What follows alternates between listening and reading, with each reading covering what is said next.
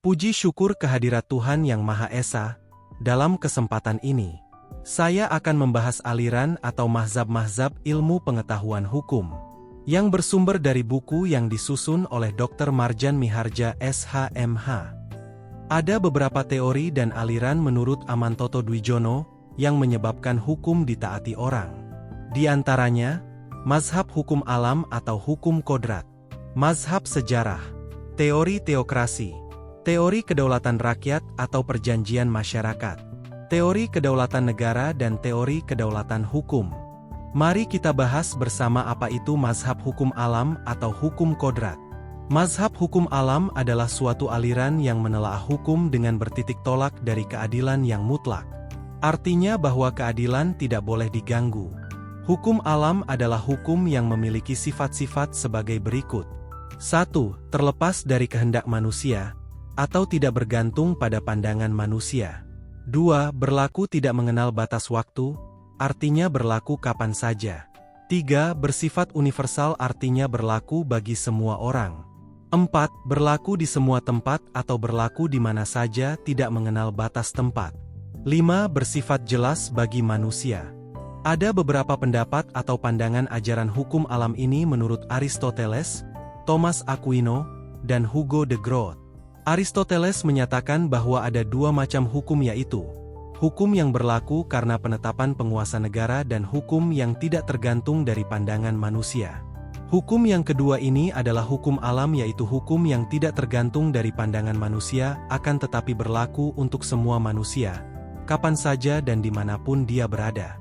Thomas Aquino berpandangan bahwa alam itu ada, yaitu dalam hukum abadi yang merupakan rasio ketuhanan, lex esterna, yang menguasai seluruh dunia sebagai dasar atau landasan bagi timbulnya segala undang-undang atau berbagai peraturan hukum lainnya dan memberikan kekuatan mengikat pada masing-masing peraturan hukum tersebut. Hugo de Groot berpendapat bahwa hukum alam bersumber dari akal manusia. Hukum kodrat adalah pembawaan dari setiap manusia dan merupakan hasil perimbangan dari akal manusia itu sendiri, karena dengan menggunakan akalnya manusia dapat memahami apa yang adil dan apa yang tidak adil, mana yang jujur dan mana yang tidak jujur. Selanjutnya mazhab sejarah. Mazhab sejarah dipelopori oleh Friedrich Carl von Savigny.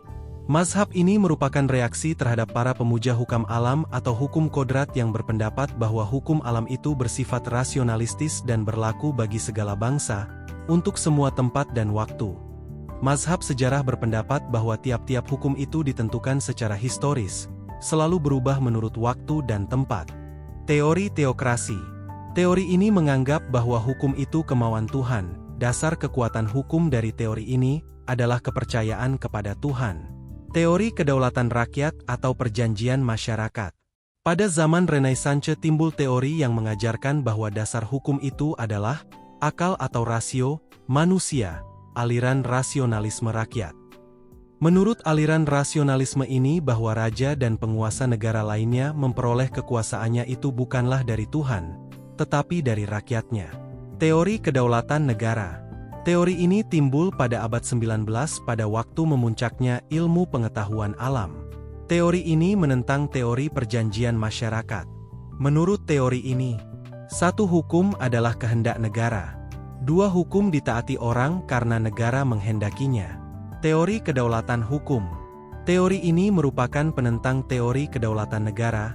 Teori ini berpendapat, pertama, hukum berasal dari perasaan hukum yang ada pada sebagian besar anggota masyarakat. Kedua, mewujudkan perasaan hukum sebagian besar anggota masyarakat. Dan yang ketiga, oleh karena itu hukum ditaati oleh anggota masyarakat. Kodifikasi dan perkembangan hukum. Pengertian kodifikasi hukum adalah pembukuan hukum dalam suatu himpunan undang-undang dalam materi yang sama. Tujuan kodifikasi hukum adalah agar didapat suatu Rechtseenheid atau kesatuan hukum dan suatu Rechtszekerheid atau kepastian hukum. Aliran hukum. Sebagai akibat kemajuan dan perkembangan masyarakat maka timbullah aliran hukum sebagai berikut. Mari kita bahas yang pertama adalah aliran Freie Rechtslehre. Ajaran ini timbul pada tahun 1840, karena ajaran legisme dianggap tidak dapat memenuhi kebutuhan masyarakat. Aliran legisme berpandangan bahwa satu-satunya sumber hukum adalah undang-undang dan di luar undang-undang tidak ada hukum tidak dapat dipertanggungjawabkan lagi. Menurut paham Freie Rechtslehre atau hukum bebas menyatakan bahwa hukum tumbuh di dalam masyarakat dan diciptakan oleh masyarakat berupa kebiasaan dalam kehidupan dan hukum alam, kodrat, yang sudah merupakan tradisi sejak dahulu, baik yang diajarkan oleh agama maupun yang merupakan adat istiadat.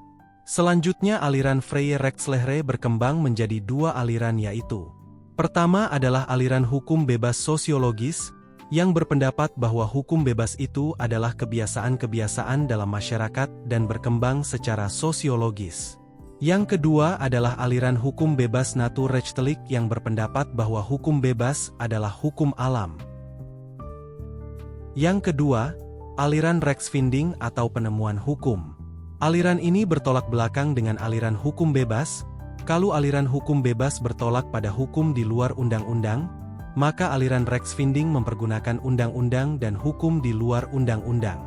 Dalam pemutusan perkara mula-mula hakim berpegang pada undang-undang dan apabila ia tidak menemukan hukumnya, maka ia harus menciptakan hukum sendiri dengan berbagai cara seperti mengadakan interpretasi, penafsiran terhadap undang-undang, dan melakukan konstruksi hukum apabila ada kekosongan hukum. Menurut aliran Rechtsfinding, hukum terbentuk dengan beberapa cara. 1. Karena wetgeving, pembentukan undang-undang. 2. Karena administrasi, tata usaha negara. 3. Karena peradilan Rechtspraak atau peradilan. 4. Karena kebiasaan tradisi yang sudah mengikat masyarakat. 5. Karena ilmu, wetenschap. Yang ketiga adalah aliran legisme. Aliran berpendapat bahwa 1. Satu-satunya aliran hukum adalah undang-undang. 2. Di luar undang-undang tidak ada hukum. Dalam aliran legisme ini, hakim hanya didasarkan pada undang-undang saja. Aliran yang berlaku di Indonesia mempergunakan Rechtsfinding.